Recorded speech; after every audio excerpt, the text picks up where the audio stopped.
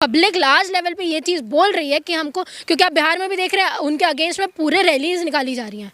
BJP जैसे जीती, क्योंकि ग्राउंड रिपोर्टिंग आप जितनी भी देखते आ रहे हो बिहार की, सब ये बोल रहे थे महागठबंधन को वोट डलने वाला है, महागठबंधन को वोट डलने वाला है। मैं तो ये भी बोल रही हूँ कि क्योंकि अगर आप बिहार इलेक्शन फॉलो कर रहे हो तो आपको ये चीज़ पता है कि इंडिया के लोकतंत्र में बिहार का इलेक्शन जो है बहुत इंपॉर्टेंट रोल प्ले कर रहा था इस बार। तो है कह रहे हैं कि इलेक्शन कमीशन का छवि खराब कर रहे हैं, नाम खराब कर रहे हैं, एक दाग लगा रहे हैं।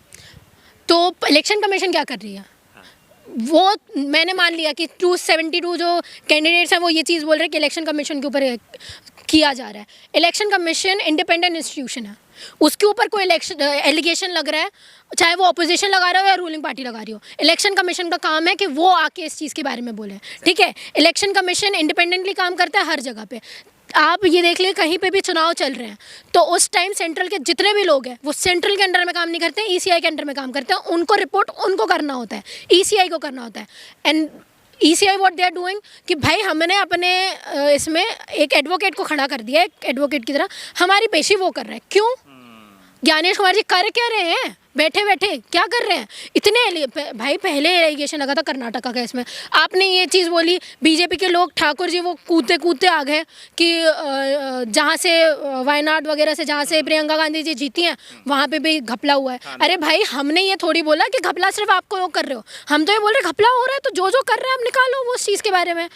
तो आपको ये भी नहीं करना है। ज्ञानेश कुमार जी आते हैं बीच में ये चीज़ बोल देते हैं कि हम क्यों प्रोवाइड करें सीसीटीवी फुटेज, हम प्रोवाइड नहीं कर सकते, हमारी बहन बेटियों की इज्जत का सवाल है, ये फलाना ठिकाना ढिमकाना पता नहीं क्या क्या कह देते हैं, एकदम सास बहू के सीरियल जैसे वो तो बातें कर देते हैं। अब सवाल है कि बिहार के अभी नतीजे हैं, आपने देखा भी होगा और बहुत सारी एलिगेशंस लगे, लेकिन उसमें जो है अब एक डिजिट का मामला जो आ रहा है नतीजों के बाद कि बीजेपी के लगभग 13 ऐसे विधायक है या यूँ कहें कि एनडीए गठबंधन के, उनका जो डिजिट सेम है, क्या वाकई में एक सिस्टमैटिक स्कैम हो रहा है? सोचने वाली तो बात है, बिल्कुल है, क्योंकि डिजिट 100, 122 ऐसे में आप 13 के 13 जो कैंडिडेट्स हैं वो जीत रहे हैं, सबका मार्जिन एक ही है। तो आप समझिए ना कहीं कुछ ना कुछ तो है। उन्होंने मंत्री पद की शपथ भी ली है। अब बिहार में तो आप क्या ही एक्सपेक्ट कर सकते हो? बिहार में तो आप कोई एक मोटिव के चलते या कोई अच्छी चीज़ के लिए आप इलेक्शन लड़ोगे तो कभी नहीं जीत सकते, है ना? ये तो फैक्ट है। और नीतीश जी से भी हम एक्सपेक्ट नहीं कर सकते भाई, जो 10-10 बार शपथ लेता है उसके बाद भी वो शपथ लेने में फंबल ही कर रहा है, तो आप क्या ही एक्सपेक्ट कर सकते हो इस इंसान से?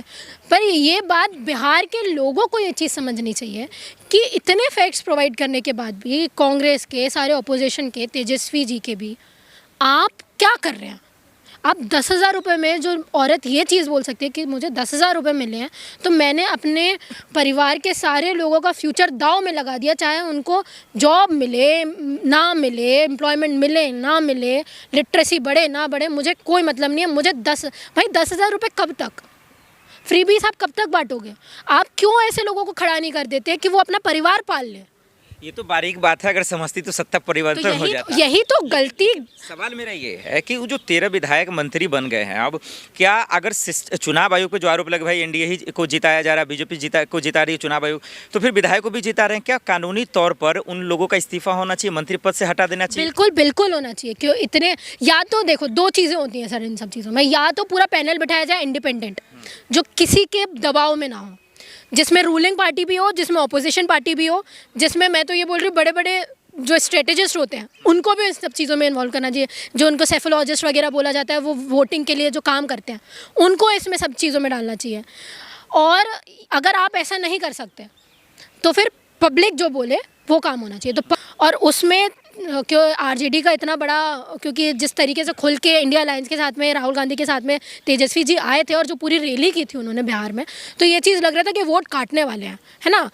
प्रशांत किशोर के साथ में भी ये लग रहा था कि वोट वो काटेंगे, क्योंकि जिस मुद्दों के साथ में वो आए थे तो ये चीज़ लग रही थी कि वोट बहुत बंटने वाले हैं। उसके बाद चिराग पासवान भी जो बोल के अपने हनुमान जी जो आए थे वहाँ पे, वो भी लग रहा था कि वोट काटेंगे। पर इतने लार्ज लेवल पे एनडीए का जीतना, क्या आपको शॉकिंग नहीं लगती ये बात? नहीं रहा किसी को नहीं पच रहा है, वो डाइजेस्ट नहीं हो रहा। आखिर में ये भी समझा दीजिए अब वो कि एक तरफ आप देख रहे हैं विधायक नेता कैसे जीत रहे हैं, राहुल गांधी का सबूत भी आप देख रही हैं, इलेक्शन कमीशन का तमाशा भी देख रही हैं। अब बिहार के नतीजे, क्या ओपिनियन है आपका कि देश का क्या भविष्य देगा? देश का यही भविष्य होने वाला है। अगर हमारे लोग इन सब चीज़ों में ये सारी चीज़ें एक्सेप्ट कर सकते हैं तो आने वाले 27 के इलेक्शन में यूपी में भी अगर वापस बीजेपी आ जाती है, योगी आदित्यनाथ आ जाते हैं, तो तब भी एक्सेप्ट कर लेंगे ये सारी चीज़ें। हमारे लोगों का प्रॉब्लम ये है ना सर कि हमारे लोगों को सड़कों पे आने में बड़ा पता नहीं क्या हो जाता है कि वो सड़कों पर नहीं निकलना चाहता है। हाँ, और यूजुअली जेंजीज जो आजकल के टाइम में जिनको निकल के आना चाहिए, क्योंकि आप हमारे बॉर्डर कंट्रीज़ में देखिए ना, नेपाल में जहाँ जेंजीज निकल के आ रहे हैं, पूरा पॉलिटिक्स उन्होंने चेंज कर दिया यार। रातों रात 2 दिन के अंदर अंदर पूरी पॉलिटिक्स चेंज हो गई है वहाँ की।